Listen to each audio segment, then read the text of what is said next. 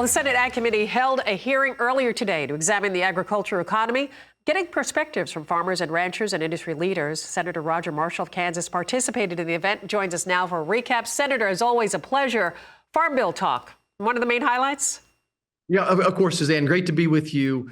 And certainly the Farm Bill is very important. It gives our farmers the certainty they need to plant this year's crop and next year's crop. They need that crop insurance to be able to get the farm loan as well. But I think it's the certainty. It's the 5 years of certainty it gives somebody as well. But beyond that, certainly we also talked about the other challenges in farmland as well. I don't have to tell your producers or your listeners that we had a record drop in net farm income.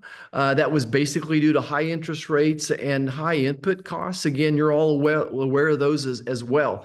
In the regulatory environment we're drowning in. But it was also good to bring some attention to maybe what I would call some one-off issues. The mental health of farmers, the farmer suicide issue comes to mind as me. The right to work on your own property, work on your own tractors and machinery is all those little issues. They all add up to us now. The age of a farmer, the average age of the farmer, I think it's in the 60s now. So plenty of challenges out there. And our challenge up here now is just to prioritize those and do what we can to help the American farmer and rancher. What was being said in that room to help bolster the ag economy? Obviously, Farm Bill, but what were they mentioned? What were specifics?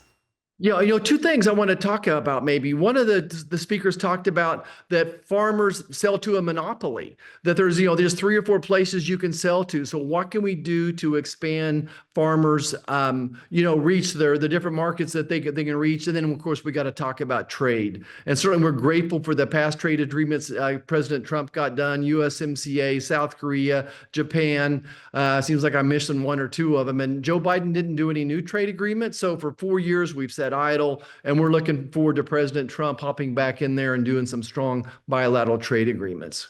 Well, I wanted to ask you about that. We've been talking to producers on both sides of the Canadian border and a sigh of relief with this 30-day pause. Do you see these tariffs going into effect, and your thoughts on their necessity? Yeah, I think, first of all, I want to frame this that this is a drug war and not a trade war. And first and foremost, my farmers and ranchers are their parents and their grandparents.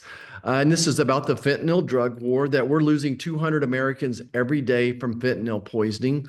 We're losing 75,000 Americans every year from fentanyl poisoning, more than we lost in the entire of the Vietnam War. So President Trump has asked Canada, Mexico, and China to stop the nonsense. These precursors were mostly made in China, but now a lot of the precursors are in laboratories in Canada. So we need those countries to step up, and they are. And I think as long as over the next 30 days we see significant progress, that the tariffs on Mexico and Canada won't come to fruition. At least I hope they don't. But I do appreciate President Trump, worried about our national security, and I appreciate that our farmers and ranchers are patriots and still supporting him. And don't forget one last thing. The last time we had it out with China, President Trump gave farmers and ranchers $28 billion from that tariff money. He's not forgotten about us. We're a huge priority to President Donald J. Trump.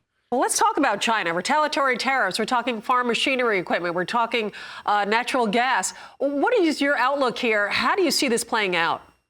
Yeah, I just think China is just next to impossible to deal with, and America needs to divorce from China as much as possible.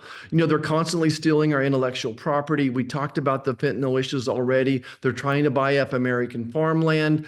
They don't play fair. They simply don't. We've given them huge breaks for decades now. Where they've had 25, 50, 75% tariffs on American goods and products forever. And now we just want it to be fair and equal. They're no longer a developing nation. So we have to play hardball with them before they're going to come to the table. But look, this is why USMCA was so important, that Canada and Mexico are our #1 trade partners now for agriculture. And I know we got this other drug war going on as well. But at the end of the day, I have faith in President Trump that he's going to take care of the American farmer and rancher. I think we could come back and talk about 45Z someday and how we're hoping President Trump will support that in the biofuels industry, rolling back regulations. I think that you can count on President Trump to champion that. So we can't look at all these issues in little single silos, if you please. Yeah, there is a lot to cover for sure. Senator, we do always appreciate you taking the time here for us at RFD-TV, and thank you for all you do there on the Hill. U.S. Senator Roger Marshall of Kansas, thank you.